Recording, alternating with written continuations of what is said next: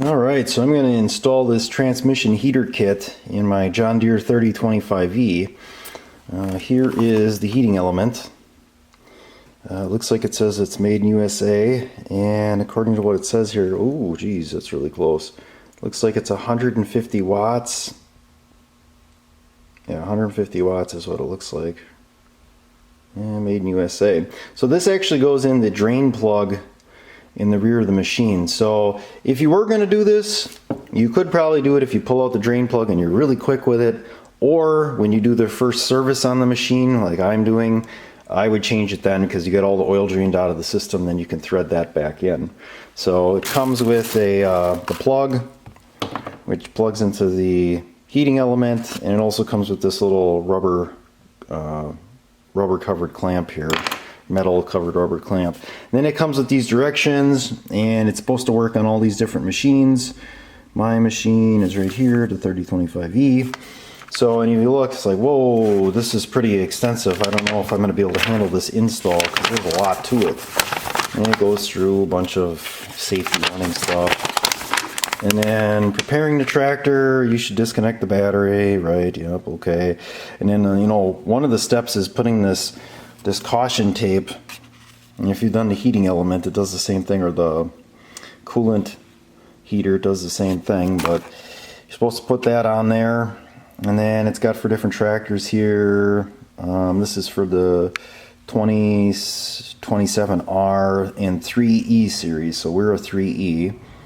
So position drain pan under transmission plug at the rear transmission.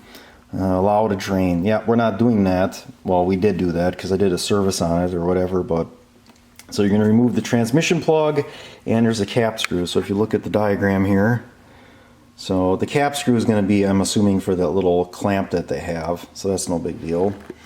And then you're going to, it says lubricate the O-ring on transmission oil heater before installing, which there is no O-ring on there. And then it says to prevent damage, keep transmission oil heater element from contacting transmission housing. I do not know how you would do that, because you have no idea how far that's going in.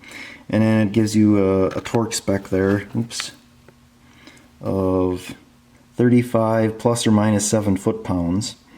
Attached cord, route wire through clamp, tighten. And then it's got that little screw that you took out that should be 30 foot-pound. So that's it. The rest of this book is, it's basically 6 pages in English, which is for different machines, taking out different plugs. The rest is in like all different languages. So pretty super simple install, especially if you're doing, like I said, the service. So we'll get to this. Okay, so here's the issue I have with the John Deere instructions.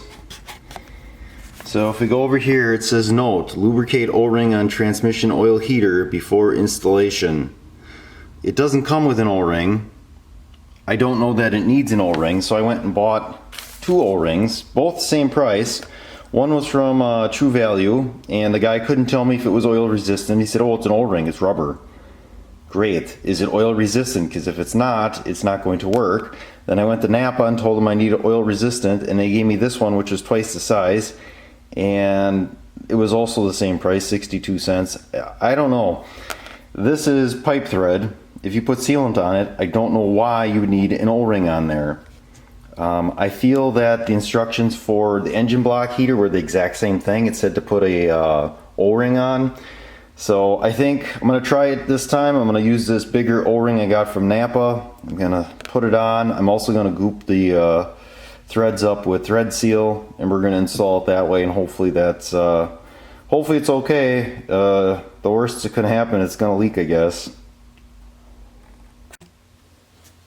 Alright, so I'm going to install this. It's a Loctite product, or Permatex, I guess. It's thread sealant.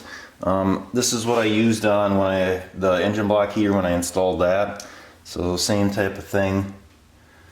I'm just going to put that on, oops, on the threads of this. And I'm just going to go to town with this stuff.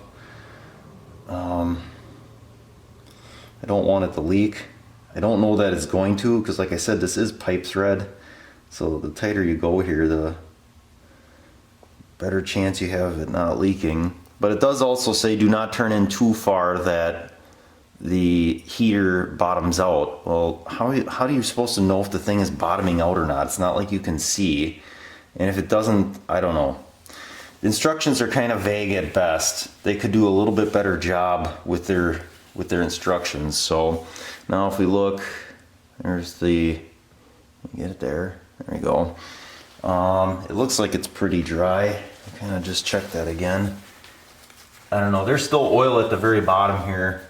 After draining this thing out and having it up on an incline, there's still a little bit of oil, but I'm just gonna go with it here. Thread this thing in, hope for the best. That O-ring is definitely gonna bottom out. I don't know, we'll hope for the best here. And then this is a 1-inch socket that slides over top. So we'll get the extension and stuff set up, and then we'll crank that down to specification. Alright, so the torque on that is supposed to be 35 foot-pounds plus or minus 7 foot-pounds. So I got the torque wrench here set to 36, and this thing hasn't been calibrated in years or ever, so hopefully it's somewhat close, and we're going to see how we do here.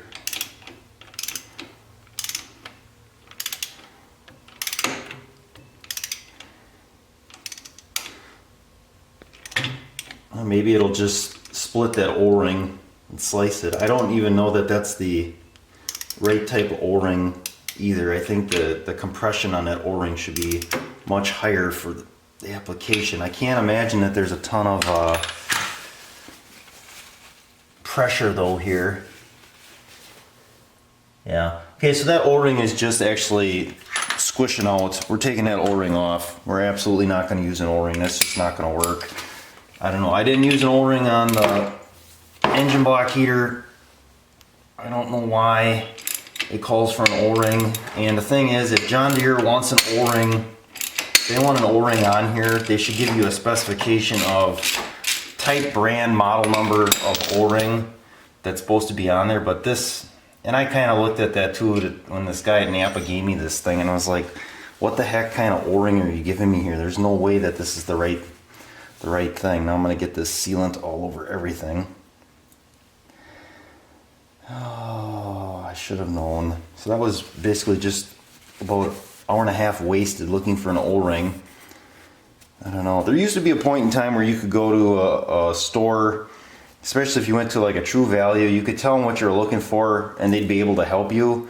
And now it's just like, they can point you in the direction of what you're looking for, but they can't give you any information about the product that they have or what type of application it could be used for. That's, to me, just frustrating. I don't know. Alright, here we go again. Put our torque wrench back on here. And this time I would think we'd get to that 35 foot-pounds much easier because we're not trying to compress an O-ring. And there we go. It looks like that's going to be 35 foot-pounds. And I feel pretty confident with that because when I took out the drain plug, I think I took that out with a 3/8 inch small ratchet. So like I said, it's pipe thread. We put on the sealant that's specifically designed for high heat. We should be in pretty good shape here. I can't imagine us having any issue with that. Okay, and then the next step that we need to do is, if I can find what I'm looking for here, is we need to take out one of these bolts at the bottom here. And let me double check to make sure I get the right one, and we'll take that out. Alright, so what we're going after here is going to be this little bolt right here, and that's just to install that cheap little clamp they give you for the wire to kind of keep it from falling out. I'm using this looks like a 13mm 6-point, and it goes on really hard, but that's the right size. Everything else is too loose. Little pressure there, that's weird.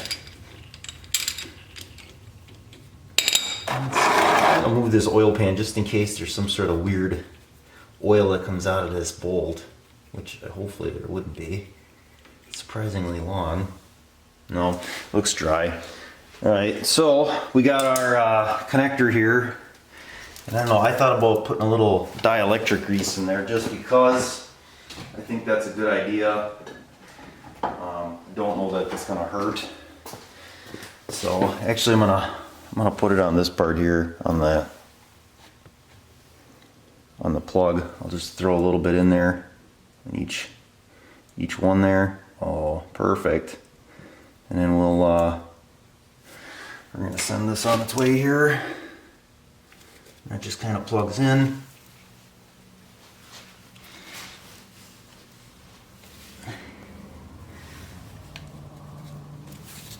Like that. And then we're going to do the next part, which is going to be that clamp. So here is the clamp, a little cushion clamp. And I'm not sure exactly what their thought process is with this. I guess probably something like that, I guess. I don't know. It seems kind of ridiculous, but whatever. We'll get it in there, thread it back in. And I think they give you a torque spec for this bolt as well, so that's good to know, so we kind of know what this is going to be torqued back down to. I don't like the way that plug hangs down. That's just asking to get ripped off by something. Let me go check the torque spec, then we'll get this back together. Alright, so that's what it looks like finished product. This bolt gets torqued to 30 foot-pounds, and it kind of really tweaks the clamp when you do that. I was trying to hold it the best I could with my hand, but boy, that thing is tight. I put some wire loom over top the wire, and then, I don't know, I'll probably zip tie this thing up or cable tie it so it's out of the way. It's kind of a dumb design that it just hangs like that in the back. You think they could come up with something a little bit better, but I don't know, it is what it is, I guess. So that's going to be your hydraulic transmission heater install.